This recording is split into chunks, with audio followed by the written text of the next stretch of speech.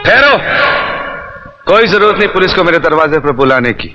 मगर बड़े भैया ये रवि, मैं अभी तक मरा नहीं हूं। घर की छोटी मोटी उलझने मैं खुद सुलझा सकता हूं। साहब जी ने डांटिए, अभी का अभी डांटिए। अरे छोटी मालकिन के गहने चोरी हो गए और ये लोग हम पर शक कर रहे हैं। ये लोग सोच रहे हैं कि वो गहने हम कहीं बेचा है।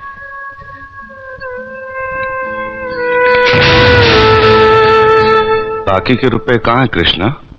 क्या क्या पूछा आपने साहब जी? मैं पूछ रहा हूं कि बाकी के रुपए कहां हैं? ये आप पूछ रहे हैं साहब जी अपने कृष्णा से? देखो कृष्णा, गलती हर इंसान से होती है।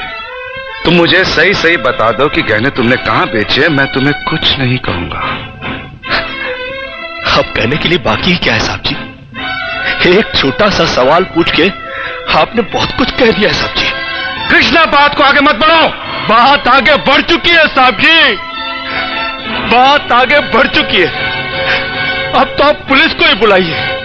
वो जब हमें कुत्ते की तरह मार मार के हमसे पूछेगी ना, अब तो हम तभी बताएंगे कि हम गहने कहां बेच कर आए साहब जी। मत कहो मुझे साहब जी। इसी साहब जी की इज्जत आज तुमने मिट्टी में मिला दी। क्या कुछ नहीं किया था मैंने तुम्हारे लिए, उसका मुझे तुमने ये बतला दिया।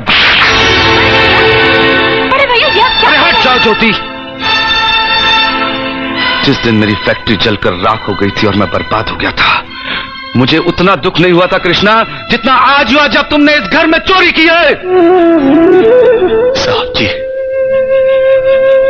बचपन में जब हमारे माँ बाप मर गए थे ना और हम अनाथ हो गए थे ना, तब भी हमें इतना दुख नहीं हुआ था जितना दुख हमें आज हुआ है जब आपने हमें चोर कहा साहब जी।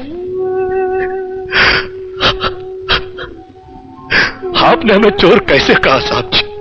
और ज्यादा सफाई देने की जरूरत नहीं है। दूर हो जा, मेरी नजरों से दूर हो जा। निकल जा इस घर से। अरे इस घर से ही क्या, इस गांव को ही छोड़कर चले जाएंगे। अरे मुंह जनात का क्या है, काट लेंगे अपनी जिंदगी कहीं भी। इतने साल इस घर में बेफिक्री से यह समझकर काट लिए कि साहब जी का हाथ है हमारे सर पर। हमको क्या है परवाह किसी बात की, मगर नहीं, अब हम जान गए कि इस दुनिया में अनाथ का कोई नहीं होता। हम जा रहे हैं साहब जी और इस घर में कभी नहीं आएंगे। अभी निकल जा। दोबारा इस घर की दहलीज में कदम भी रखा तो मेरा मरा हुआ मुंह देखेगा तू। अरे नहीं नहीं नहीं, मुझ नौकर के लिए अपने दिल को दुख देने की कोई जरूरत नहीं। मैं कदम भी नहीं रखूंगा यहाँ पर।